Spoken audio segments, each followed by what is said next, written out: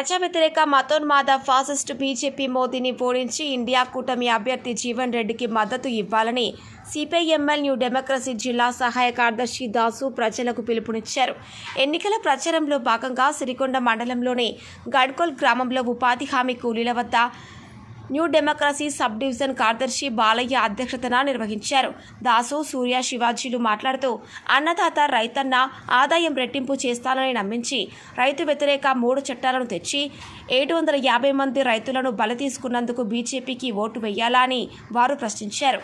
పేదల జన్ధన్ ఖాతాలో 15 లక్షలు జమ చేస్తానని చెప్పి నయా పైసా వేయకుండా మోసం చేసినందుక, ప్రతి సంవత్సరం 2 కోట్ల కొలువులు ఇస్తామని చెప్పి యువతను మోసం చేసినందుక, కార్మిక వ్యతిరేక 4 లేబర్ కోడ్లు తెచ్చి కార్మికులను మారణ శాసనంగా విధించినందుక, ప్రజలు ఎన్నికల్లో గెలిపించిన 411 మంది ఎమ్మెల్యేలను అంగడిలో సరుకుల్లాగా కొనుగోలు చేసినందుక, ఉపాధి హామీ పథకాన్ని ఎత్తివేసే కుట్రలు చేస్తున్నందుక, నిత్యావసర సరుకుల ధరలు పెంచి పేదలపై భారాన్ని మోపినందుక, రాజ్యాంగాన్ని మార్చేసి రిజర్వేషన్లను ఎత్తివేసే ఆలోచన చేస్తున్నందుక, ప్రజా సంపదను అంబానీ, అదానీలకు దోచిపెడుతున్నందుక, బీజేపీ మోదీని బిన్నించి ప్రశ్నించే గొంతులను నిర్బంధిస్తున్నందుక బీజేపీకి ఓటు వేయాలా అని నరేంద్ర మోదీని ప్రశ్నించారు.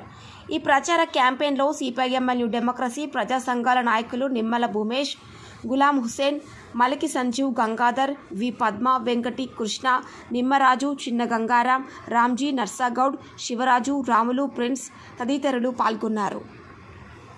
విప్లవాభినందనలు తెలియజేస్తున్నాం. ముఖ్యంగా ఇలా ఓట్లు వచ్చినాయి. ఇక రేపటికి లాస్ట్ ప్రచారం సోమవారం నాడు పోయి మనం ఓట్లు వేస్తాం. దేశానికి స్వతంత్రం వచ్చి 75 ఏళ్ళు గడిచినా మన గరీబుల బతుకులు అయితే మారలే. ఇవాళ నరేంద్ర మోడీ వచ్చిన తర్వాత ఆదాని, అంబానీ అనే వాళ్ళు పెద్ద పెద్ద పెట్టుబడులు పెట్టిరు. అంబానీ అనేటోడు ఒక గంటకు 200 కోట్లు సంపాదిస్తుడు. నరేంద్ర మోడీ వచ్చిన తర్వాత ఆడు గుజరాతోడే. ఆదాని ఒక గంటకు 100 కోట్లు సంపాదిస్తున్నాడు. అంటే రోజుకు 800 కోట్లు ఆదాని సంపాదిస్తే ఒక్క రోజుకు 1600 కోట్ల రూపాయలు అంబానీ సంపాదిస్తున్నాడు. వీళ్ళిద్దరు గుజరాత్ వాళ్ళే. మనాసుంటోళ్ళం గంటకు 100 కోట్లు సంపాదించాలంటే 10,000 సంవత్సరాల కాలం పడుతుందట. అంటే మనం 10,000 సంవత్సరాలు బతికి ఉంటే ఆ తర్వాత గంటకు 100 కోట్లు మనం సంపాదించవచ్చు అన్నమాట. ఇవాళ బీజేపీ అధికారులకు వచ్చిన తర్వాత అటు అంతకుముందు పరిపాలించిన 10-12 మంది ప్రధాన మంత్రులు 55 లక్షల కోట్ల రూపాయలు మన భారతదేశానికి బాకీ చేస్తే ఈ 10 ఏళ్ల కాలంలోనే నరేంద్ర మోడీ 113 లక్షల కోట్లు బాకీ చేసి పెట్టిండు. అంత బాకీ చేసి పెట్టిండు.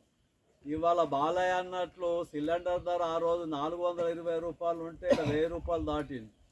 60-70 రూపాయలు ఉన్న పెట్రోలు, డీజిల్ ధర 110 రూపాయలు దాటింది. ఆ రోజుల్లో చేపిస్తాని కొన్ని పెద్ద పెద్ద వాగ్దానాలు చేసిండు. కానీ తీరా వచ్చేసరికి 15 లక్షలు కాదు 15 పైసలు కూడా మన ఖాతాలో పల్లె. ఇది అందరికీ తెలిసిన విషయం. అట్లాగే నోట్లు రద్దు చేసిండు. నోట్లు రద్దు చేయడంతో మనకేమన్నా ఉపయోగం జరిగిందంటే నష్టాలు జరిగినాయి. ఎందుకంటే ఆ రోజు పైసలు లేక చాలా పబ్లిక్ బ్యాంకుల చుట్టూ తిరిగి ఎండలో చాలామంది చనిపోయిన సందర్భాలు చాలా చూసినాం మనం. కానీ ధనవంతులకు మాత్రం సూట్ కేసులలో ఇండ్లలో డబ్బులు చేరినాయి. అందరం మనం పేపర్లో చూసినాం, టీవీలో చూసినాం. ఇన్ని జరిగినా మన పేదలకు మాత్రం బతుకులు అనేది జరగలేదు, మారలేవు. ఎందుకంటే ఆ రోజు ఉన్నటువంటి పెట్టుబడిదారుల ఆదాయము 1000 రూపాయలు ఉన్నటువంటి ఆదాయము 10,000 పెరిగింది. అంటే ఉదాహరణ చెప్తున్నాను అనమాట, కోట్లలో పెరిగింది. కానీ ఒక 1000 రూపాయలు ఉన్న ఆదాయం 10,000 కోట్లకు పెరిగింది. కానీ ఇవాళ మన పేదల ఆదాయము కిందికి తగ్గింది తప్ప కానీ పెరగలే. ఇలా గవర్నమెంట్ ఒక విధంగా చెప్తా ఉంది లెక్కలు. మా ప్రభుత్వం వచ్చినాక 6 లక్షల కంపెనీలు మూతపడ్డాయని ఆర్థిక శాఖ మంత్రి నిర్మలా ఆమె చెప్పింది. గవర్నమెంట్ చెప్పిన లెక్క నేను చెప్పింది కాదు.